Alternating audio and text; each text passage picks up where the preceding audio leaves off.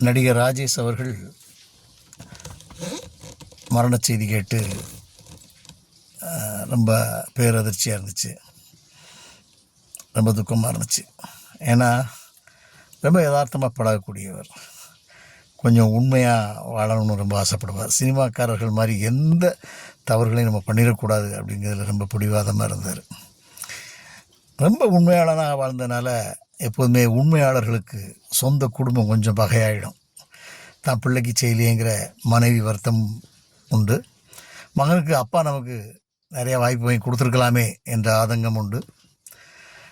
அவருடைய சகோதரர்களுக்கும் அந்த ஆதங்கம் உண்டு. அண்ணன் நினச்சிருந்தா நமக்கு பெரிய வாய்ப்புகள் வாங்கியிருக்கலாம், அவர் வாய்ப்பு வாங்கி கொடுக்கல அப்படிங்கிற ஒரு ஆதங்கம் உண்டு. ஏன்னா இவர் நேர்மை, உண்மை, சத்தியம்னு வாழணும்னு ஆசைப்பட்டார். அது யார்ட்டையும் போய் வாய்ப்பு யாருக்காக கேட்கக்கூடாது, அவர்கள் திறமையில் அவரவர்கள் வர வேண்டும் என்ற எண்ணம் கொண்டவர்.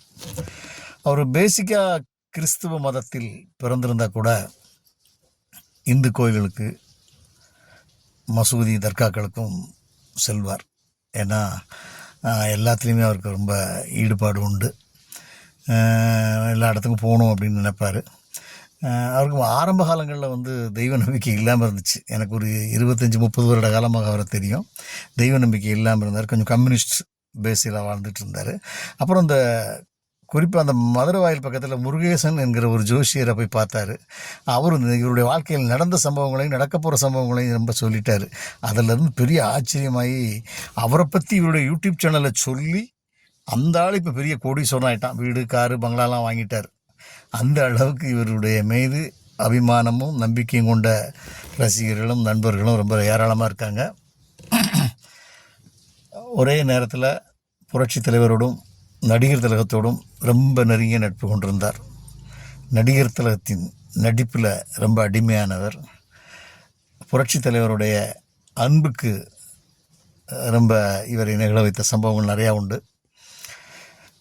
ஒரே நேரத்தில் 2 பக்கமும் பழகிட்டு இருந்தார்.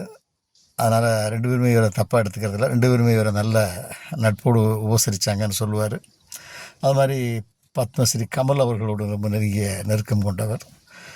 இவருடைய திறமையை அவர் அறிந்தவர், அவருடைய திறமையை இவர் அறிந்தவர். இப்படி நிறைய அவரை பற்றி சொல்லிகிட்டே போகலாம். அது மாதிரி நடிகர் திலகத்தோட திறமையை கண்டு மிரளுவார்.